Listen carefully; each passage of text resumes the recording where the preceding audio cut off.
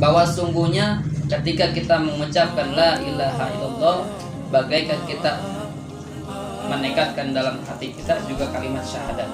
Ya, apa itu syahadat? Asyhadu an la ilaha illallah wa asyhadu anna Muhammadar Rasulullah. Bersaksi bahwa tiada Tuhan selain Allah, juga Nabi Muhammad adalah utusan. Ketika kita menyaksikan, menekatkan bahwa Allah Subhanahu wa taala adalah Tuhan kita, bahwa di sisi lain berarti kita telah meyakinkan dan berjanji menekatkan pula bahwa kita harus siap menjalankan apa yang diperintahkan, dan bahwa sesungguhnya ketika manusia itu di alam ruh dulu seluruhnya itu sudah bersyahadat, mau dia Islam, mau dia non Muslim, mau dia beragama ataupun tidak beragama sekalipun, tentunya mereka semua sudah bersyahadat kepada Allah. Ketika kita dulu di alam ruh ini kita pernah bersyahadat kepada Allah, hingga akhirnya lahir ke alam dunia, entah dia Islam, entah dia tidak Islam, nanti pun dia akhirnya tanya lagi. Kan bahwa masuk ke dalam kubur itu mungkin pernah kita dengar bahwa man rabbuka, siapa Tuhan kamu, nah itu ditanya lagi kepada Allah, tanya lagi perkara-perkara itu. Dan tidak bisa kita, kemarin kata Bang Rian, kita apalin aja ya gitu, Allah Tuhan sih kita apalin sampai pada apal ya, nggak bisa, karena itu perkara keimanan kita dan amal-amal kita yang bisa menjawab hal itu. Walaupun terspasih apapun tiap hari kita apalin, bisa itu kita siapkan kecuali dengan amal ibadah kita.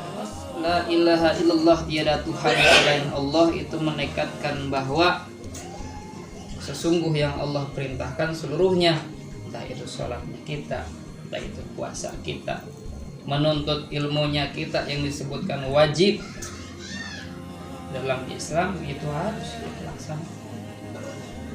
Itu makna la ilaha illallah sebenarnya, bahwa la ilaha illallah, tiada Tuhan selain Allah, berarti jangan kita menduakan Allah. Jangan sampai iyyaka na'budu, jangan diganti wa iyyaka nasta'in. Kita ibadah, cuman kadang ketika kita meminta bantuan apa tapi yang lain, jadi kita ganti iya karena kudu wadukun karena nasta'in, yang sampai ya bahaya itu. Hanya kepada Allah kami menyembah dan hanya kepada dukun saya mohon pertolongan gitu dan ya. Dan itu pun tadi saya sebutkan bahwa di dalam bersyariat, di dalam bersyariat kita mengamalkan sehari-hari zikir tentang tauhid, bahkan Allah uji tentang tauhid. Sama misalkan contoh kita berbisnis, ketika kita berbisnis Allah bakal uji bisnis kita dengan apa, bangkrutnya bisnis kita. Ketika kita menjalankan tentang syariat tauhid, Allah bakal uji tentang ketauhidan kita. Entah lewat apa, entah lewat kita materi, ketika materi kita merosot, bergetar gak nih ketauhidan kita, wah kayaknya saya mau ikut zikir juga jadi males amat. Nah itu tuh udah mulai Allah uji tuh kayak gitu tuh, nggak ada rokok apa nih ya gitu ya, macam-macam ujiannya.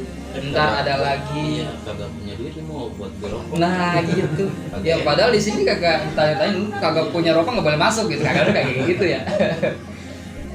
Entah nanti lewat keluarga, entah nanti kesibukan apa. Kalau misalkan memang perkara kesibukan, ya kita tidak pernah luput daripada dalam kesibukan ya. Siapa orang yang melangkahkan kakinya untuk menuntut ilmu, maka insya Allah akan dimudahkan langkah kakinya menuju surganya Allah Subhanahu wa Ta'ala ya.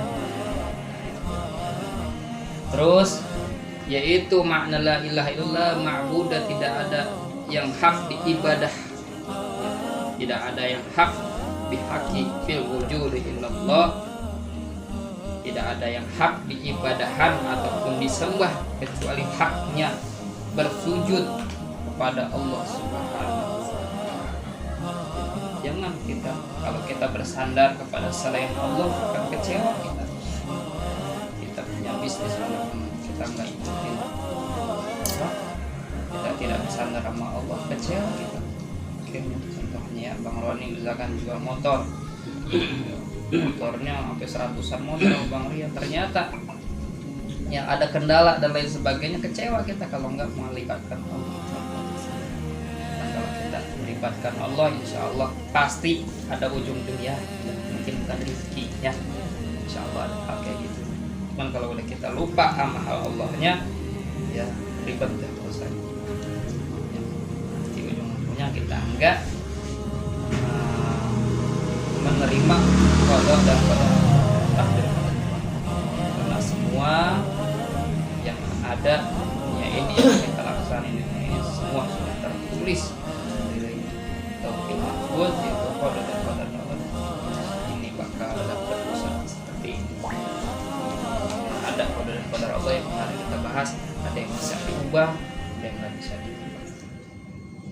Bahwa itu dalam kalimat la ilaha illallah, sungguhnya kita dituntut untuk terus istiqomah beribadah kepada Allah.